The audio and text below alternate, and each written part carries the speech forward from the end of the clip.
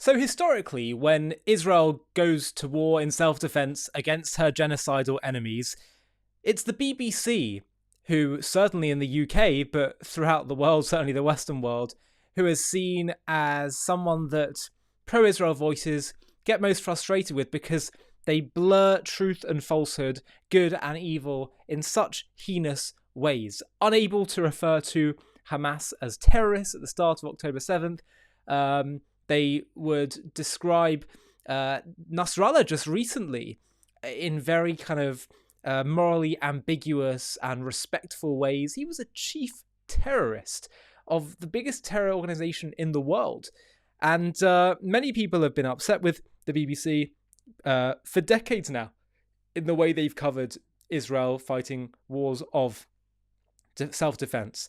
Now, the one thing that has become more apparent in the past year is also Sky News. Sky News is another British channel, and like the BBC, it gets seen around the world and is highly respected. And therefore, what they say and how they report matters. And Douglas Murray has written in The Spectator about this. He's been talking about how Sky News have really clearly lost their way. And this has become apparent to me for a long time now in the way they report things, in the way they seem so overly hostile to Israel, the way they morally cloud the issues. I remember seeing recently a report of one of their reporters in Lebanon really trying to make it seem as if Hezbollah is just, and the Lebanese are just these victims who just basically are facing aggression from Israel and they're just resisting occupation. It's so sick. It's such a twisting of reality. And I want to read to you Douglas Murray's words because what he says is so poignant about how they really have lost their way. So this is his words in a New Spectator piece. Occasionally I'm told that I go too hard on the BBC. It is an understandable gripe which I sometimes hear from disgruntled journos from Broadcasting House, which by the way is the BBC's head. So let me start by saying that as an equal opportunities insulter, I would like to put on the record how completely rancid Sky News in the UK has become. To give an idea of where Sky UK has gone wrong since being sold, allow me to highlight one story as the channel reported it this week. After the targeted strikes on Hezbollah operatives via their pagers and walkie-talkies, Sky ran a story headlined, "Hezbollah has been provoked like never before by Israel and may be tempted to unleash its firepower."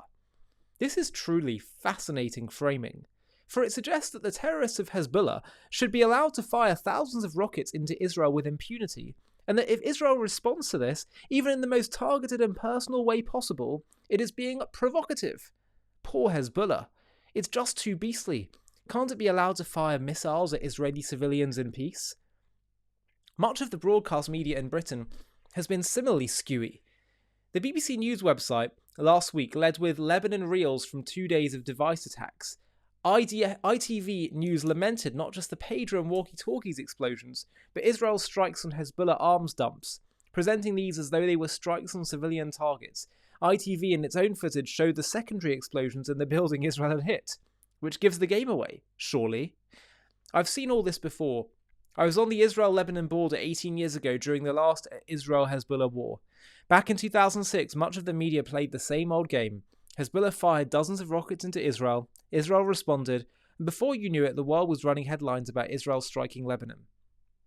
By the way, just to pause, Douglas, for a second, one of the things that people say in the Western world is they say, well, yeah, Israel can respond, but they've gone too far, and it's too much, it's disproportional.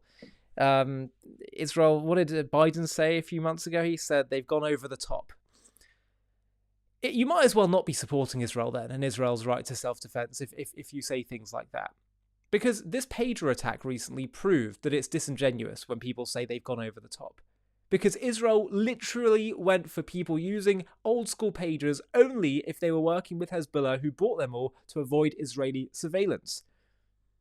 So Israel does this brilliant thing which means they can dramatically avoid the kind of non-combatant civilian casualties that was feared would happen if Israel waged a war against Hezbollah. And they say, oh, this is a war crime, this is terrible, proving that the attacks were always disingenuous. So I don't really buy all this, oh, yeah, I support Israel, but they can't go too far.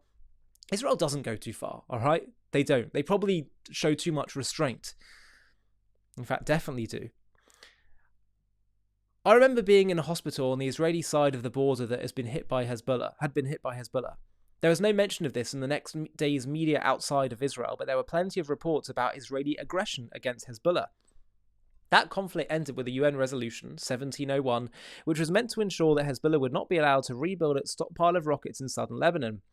Over the succeeding years, Hezbollah more than replenished these supplies.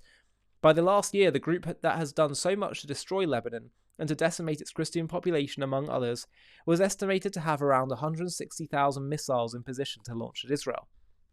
Labour and Conservative governments never had much to say about this, and certainly did nothing about it. Under successive governments, people who generally enjoy talking about UN resolutions were silent about 1701. Hezbollah more than rebuilt its armoury, and then from 8th of October last year, it started firing its missiles into Israel again, keen as it was not to miss out on the genocidal opportunities opened up by its Hamas colleagues the previous day. Over the past year, I have witnessed plenty of this activity for myself. On a normal day, a few dozen missiles might be fired by Hezbollah into Israel. On some days, like this past week, hundreds are fired over.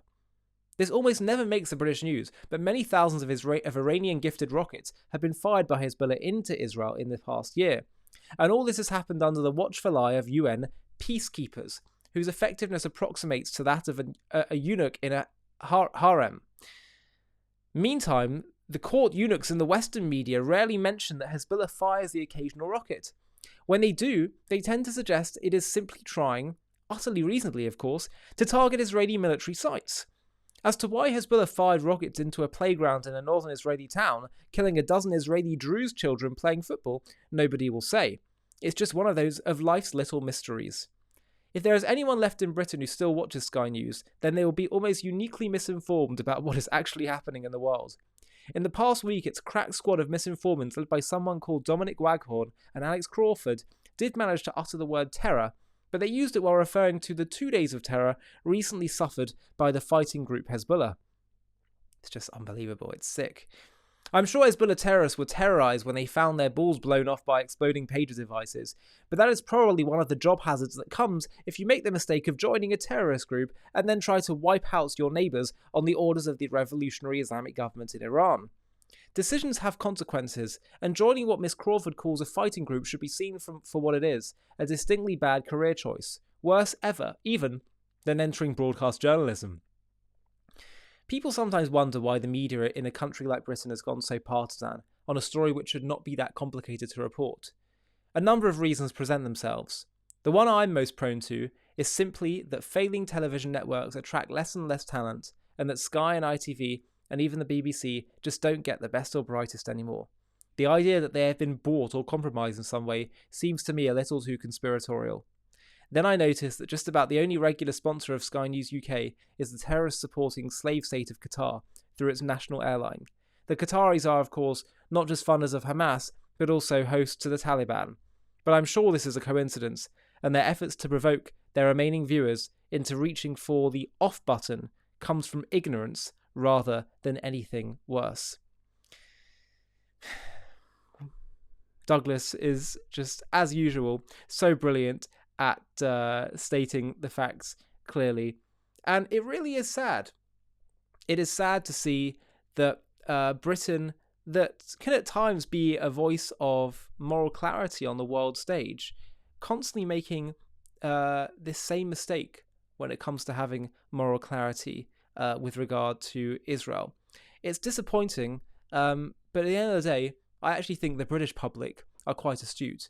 And if they continue down this path, there's actually growing hostility and concern about the BBC and people in the UK. If you want to watch TV in Britain, then, and certainly the BBC, you have to pay this license fee to have a television, and people are starting to protest that, and they're really upset at how the BBC does that, and that they're so biased, not just on Israel, but on other issues.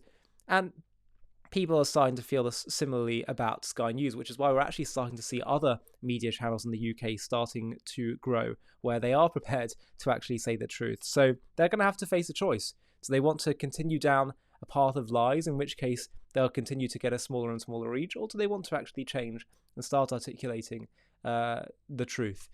Now, if you made it to the end of this video, I have a favor to ask you. You may have seen on a few recent videos, I've been saying that JTV and the videos I've been putting out have been having a lot of impact. They've been growing a lot, particularly in the past year because of Israel's war. We're trying to do our best to get the truth out there, but I think we could grow at a much faster rate. But in order to do that, it would mean scaling our content, having other presenters like me, doing documentaries, animated content, supplementary content, vox pops, entertaining content.